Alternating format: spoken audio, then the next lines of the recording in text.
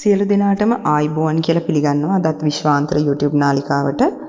අද මම කතා කරන්න බලාපොරොත්තු වෙන්නේ අවසර ලද වරම් සහ අවසර නොලද වරම් සම්බන්ධව. හොඳයි අපි බලමු මේ වරමක් කියන්නේ මොකක්ද කියලා. අපි හැමෝම දන්නවා මේ වරමක් කියලා කියන්නේ යම් භූතාත්මයක් විසින් එහෙම නැත්නම් මළගිය යම්කිසි ඥාති බලවේගයක් විසින් අපහට සම්බන්ධ වෙලා කටයුතු කරගෙන යාම තමයි මේ වරමක් විදිහට අපි හඳුන්වනු ලබන්නේ. එතකොට මේ අවසර ලද වරමක් කියලා කියන්නේ මොකක්ද කියලා බැලුවම අවසර ලද වරමක් කියන්නේ මේ සම්බන්ධ වෙන බලවේගය එහෙම නැත්නම් ඥාතිවරයා දෙවියන්ගේ අවසරයෙන් සම්බන්ධය ඇති කර ගැනීම. ඒ කියන්නේ දෙවියන්ගේ අවසරය යටතේ තමයි මේ ඥාති බලවේගය අපහා ගනුදෙනු කරන්නේ සම්බන්ධතාවය ගොඩනගා ගන්න. අවසර නොලද වරම් යටතට එන්නේ දෙවියන්ගේ අවසරයකින් තොරව. ඒ කියන්නේ ඒ බලවේගයට ඒ ඥාතිවරයාට කිසිම දෙවි කෙනෙක්ගෙන් අවසර ලැබිලා නැහැ වරමක් විදිහට කටයුතු කරගෙන යන්න. එහෙම නැත්නම් වරමක් විදිහට කිසිම කෙනෙක්ට සම්බන්ධ වෙන්න. එතකොට මේ බලවේගය කටයුතු කරන්නේ අවසර නොලද වරම් බලවේගයක් විදිහට. එතකොට මේ විදිහට අවසර ලද සහ නොලද කියලා ඥාතීන් සම්බන්ධ වෙනවද සම්බන්ධ වෙන්නේ කොහොමද? ගොඩක් අයට මේ ගැටලුව එනවා. මුලින්ම වරමක් කියලා සම්බන්ධය ගොඩනගා ගන්න යද්දී අපි දන්නවා අපි මුලින්ම මේ සම්බන්ධව දේවල් දැනගන්නේ එහෙම නැත්නම් බලන්න යම් දේවස්ථානවලට ගිහිල්ලා තමයි මේ සම්බන්ධව ඔයාලා දැනගන්නේ. ඉතින් එතකොට ඒ තැන් වලින් කියනවා ඔයාලට වරමක් තියෙනවා කියලා. එතකොට මේ වරම සුද්ධ වරමක්ද එහෙම නැත්නම් දේව අවසරයකින් එන එකක්ද නැති එකක්ද කියලා දැනගන්න ඕන. එතකොට ඒක දැනගත හැකි වන්නේ මේ වරම් පරීක්ෂාව කරන කෙනා. එහෙම නැත්නම් මේ වරම් පරීක්ෂාව කරන ගුරුවරයා වෙන්න පුළුවන්. එහෙම නැත්නම් දේවගතිතුමා වෙන්න පුළුවන්. මේ කෙනාට තමයි මේ වරම ගැන සම්පූර්ණම අදහසක් එහෙම නැත්නම් සම්පූර්ණ විස්තරයක් ඒ වරම සතු කෙනාට දැනුම් දෙන්න හැකියාව තියෙන්නේ. එතකොට මේ වරම පරීක්ෂා කරලා බලලා ඒ වරම කාගෙන් දෙන්නේ මේ වරම හා සම්බන්ධ වන දෙවියන් කවුද? මුල් දෙවියන් කියන්නේ මූලිකවම මේ වරම් ශක්තිය සඳහා අවසර ලබා දෙන දෙවියන් කවුද? එතකොට මේ වරමට එන කෙනා කවුද? ඒ සම්බන්ධව හරියට පරීක්ෂා කරලා දැනගන්න ඕන. එතකොට මේ විදිහටම වරමක ස්වභාවයෙන්ම අපිට අහිතකර බලපෑම් එහෙම නැත්නම් අපිට තියෙන දෝෂයක් වෙන්න පුළුවන්. කවුරු හරි කරපු දෙයක් වෙන්න පුළුවන්. මෙන්න මේ වගේ දේවල් වලදී එන බලවේගත් වරමක ස්වභාවයෙන්ම පැමිණෙන්න පුළුවන්. ඉතින් එතකොට මේක වරමක්ද නැද්ද කියන එක හඳුනාගන්නේ නැතුව මේ එන බලවේගත් වරමක් විදිහට බල කරලා දෙන අවස්ථා තියෙනවා. ඉතින් මෙන්න මේ වගේ අවස්ථාවලදී ගොඩාක් ප්‍රශ්න ගැටලු ඇති වෙනවා. ගොඩාක් ප්‍රශ්න ගැටලු වලට මුහුණ පාන්න සිද්ධ වෙනවා. හේතුව මේ බල කරගන්නේ එහෙම නැත්නම් තමන් වරමක් කියලා හිතාගෙන ඉන්නේ තමන්ට දෝෂයකට පැමිණි බලවේගයක්. ඉතින් මේ වගේ දෙයක් කොහොමද අපි දැනගන්නේ? මේ වගේ තත්ත්වයකදී ඇත්තටම මුලින්ම මේ කෙනාට ඇති වෙන්නේ ගොඩාක් ප්‍රශ්න. කියන්නේ නොහිතන විදිහේ ගැටලු ප්‍රශ්න ආදිය මුලින්ම ජීවිතේ මේ ආපු මුල් කාලේ ඇති වෙනවා. ඉතින් එතකොට ඒකත් එක්කම ඒ කෙනාට මානසික ආතතිය මානසික පීඩාව බහුලව ඇති වෙනවා. ඒ වගේම තමයි තමාගේ ආර්ථික දුෂ්කරතාවය ඇති වෙන්න පුළුවන්. අසනීප තත්ත්වයන් ඇති වෙන්න පුළුවන්. ඒ වගේම අධික කේන්ති යාමක් ඒ වගේම ජීවිතේ කලකිරුණු එපා වුණු ස්වභාවයකට පත් වෙන්න පුළුවන්. ඉතින් මෙවැනි අවස්ථාවලදී බොහෝ විට අනිවාර්යෙන්ම දෝෂකාරී තත්ත්වයක් තමයි තියෙන්නේ. සමහර විට වරමක් තියෙනව වෙන්න පුළුවන්. නමුත් වරමත් සමග තවත් දෝෂයක් එහෙම නැත්නම් බලවේගයක් සම්බන්ධ වෙලා ඉන්නවා වෙන්නත් පුළුවන්. එහෙම වුණාමත් මේ වගේ තත්ත්වයක් ඇති වෙනවා. මොකද නිසි වරමක් හරි වරමක් නම් ඒ වරම එනකොට මේ කෙනාට තියෙන රටේ නැති ප්‍රශ්න ඇති කරලා එහෙම කරන්නේ නැහැ. වරමක් එනවා නම් ඒ වරමේ එන්නා වූ ඥාති බලවේගය එන්නේ Tamanට යහපතක් කරන්න නම් යහපතක් කිරීම උදෙසා නම් අනිවාර්යෙන්ම තියෙන ප්‍රශ්නත් විසඳන්න ඕනේ. තියෙන ප්‍රශ්නත් විසඳලා දෙන්න තමයි ඒ අවසරය අරගෙන දෙවියන්ගෙන් අවසරයක් ඇතුව ඥාතිවරයෙක් පැමිණෙන්නේ. ඉතින් එතකොට එහෙම අවස්ථාවකදී කිසිම වෙලාවක ප්‍රශ්න කරදරවල වැඩිවීමක් නෙමෙයි සිද්ධ වෙන්න ඕනේ. අනිවාර්යයෙන්ම තියෙන ප්‍රශ්න අඩුවීමක් තමයි සිද්ධ වෙන්න ඕනේ. ඒතර තියෙන ප්‍රශ්න වැඩි වෙනවනේ. තිබ්බට වඩා මානසික පීඩාව වැඩි නම්, ආර්ථික දුෂ්කරතාවය වැඩි නම්, ඒ වගේම Tamanට හිතා ගන්න බැරි විදිහට කලකිරීමක් දුකක් තියෙනවා නම්, ඒ වගේම කේන්ති යනවා නම්, හැමදේම එපා වෙලා ජීවිතේ නැති කරගන්න පවා හිතෙන්න පුළුවන්. ඉතින් මෙන්න මේ වගේ අවස්ථාවලදී වරමක් කිව්වට මේක වරමක්මද කියන එක අනිවාර්යයෙන්ම හොයලා බලන්න. මොකද බොහෝ විට මෙවැනි තත්වයන් ඇති කරවන්නේ වරමට ඉන්න ඥාතීන් නෙමෙයි, අනිවාර්යයෙන්ම ඔබට අහිතකර බලපෑමක් කරන දෝෂයන් තත්ත්ව සඳහා සම්බන්ධ වෙලා ඉන්නා වූ බලවේග වෙන්න පුළුවන්. ඒ වගේම දැන් මේ වගේ දෙයකදී අපි හිතමුකෝ දැන් වරමක් කියලා හිතලා මේ වගේ බලවේගයක් ඉන්න තැනකදී මේක වරමක් කියලා හිතලා මේ බලවේගය බල කරලා වරමක් විදිහට අරගෙන කටයුතු කරන්න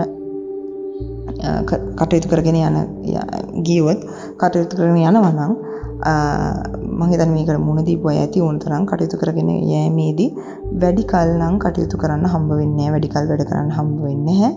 අනිවාර්යයෙන්ම දැන් ගොඩක් අය මේ විදිහට දෝෂ බල කරලා දේවාල පවා පටන් ගන්නවා. නමුත් වැඩි කල එම දේවාල පවතින්නේ නැහැ. උපරිම මාස 3යි. දේවාලේ වැහෙනවා. ඒ වගේම වරම් හිමියාටත් එක්ක දරුණු විදිහේ අසනීප තත්ත්වයක් වෙන්න පුළුවන්.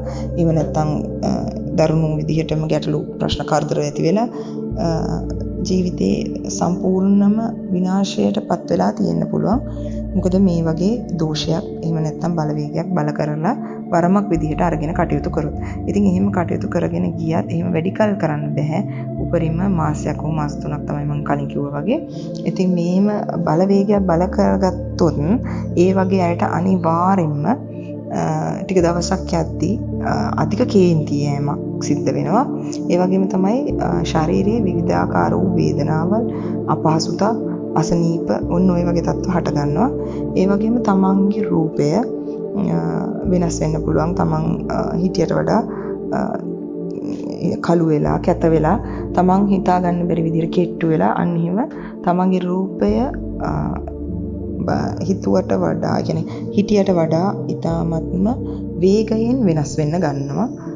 ඒ වගේම මේ වගේ අවස්ථාවලදී ගොඩක්ලාට පන්සල් යන්න මැලිකමක් ඇති වෙන්න පුළුවන්. බුදුන් වඳින්න මැලිකමක් ඇති වෙන්න පුළුවන්. ඒ වගේම තමන්ට විවිධ කලින් නොතිබ්බ ආකාරයේ රාගී සිතුවිලි වැඩි වෙන්න පුළුවන්. ඒ වගේම තමන් කන කෑම බීම පවා මේ අවස්ථාවල ගොඩක් වෙනස් වෙනවා. තමන් බහුලව මස් මාංශ ආදී ආහාරයට ගන්න පුරුදු වෙන්න පුළුවන්. බැදුම් ಜಾති ආහාරයට ගන්න පෙළඹෙන්න පුළුවන්. ඉතින් මේ වගේ අස්වාභාවික හැසිරීම් රටාවක් තමා තුළින් පිළිඹිඹු වෙනවා මේ වගේ අවස්ථාවලදී. මේ වගේ බලවේග බල කරලා වරම් විදිහට අරගෙන කටයුතු කිරීමේදී ඊට පස්සේ ඔක එන්න වැඩි වෙලා අවසානයේදී තමන්ට දරුණු අසනීප තත්ත්වයක් හෝ එහෙම නැත්නම් තමන්ගේ තිබ්බ සියලු දේ තමන්ට අහිමි වෙලා තමන්ගේ ජීවිතේ එපාම වෙලා නැත්නම් තමන්ගේ ජීවිතේ පමණක් ඉතුරු වෙන තැනට තමන්ව පත් වෙන්න පුළුවන්. ඉතින් ඒක නිසා මේ වගේ දේවල් වලදී බොහෝම කල්පනාකාරීව සැලකිලිමත්ව කටයුතු කරන්න. තමන්ට ඉස්සෙල්ලාම අඳුන ගන්න තමන්ට තියෙන්නේ මොකක්ද? තමන්ට තියෙන බලපෑම මොකක්ද? තමන්ට තියෙන බලපෑම වරමක් සඳහා ආපු යම්කිසි ඥාතිවරයෙක්ගෙන් එන්නා වූ ශක්තියක්ද? එහෙම නැත්නම් තමන්ට යම් දෝෂයක් හේතුවෙන් එන්නා වූ බලවේගයක්ද කියන එක හරියටම අඳුන ගන්න ඕන. මොකද එහෙම නැති වුණොත් සම්පූර්ණම තමන්ගේ මුළු ජීවිතේම විනාශ වෙලා යන්න පුළුවන් මේ අවස්ථාවේදී. ඉතින් ඒ වගේම තව තියෙනවා මේ වගේ ඥාති හරහා ඒ කියන්නේ තමන්ගේ වරමට එන්නා වූ ඥාති හරහා තමන්ට වරමක් තියෙනවා කියලා හිතන්නකෝ. එහෙම අවස්ථාවලදී තමන්ගේ වරමේ ඥාතියා හා සම්බන්ධ වෙච්ච දෝෂයක් තියෙන්න පුළුවන්.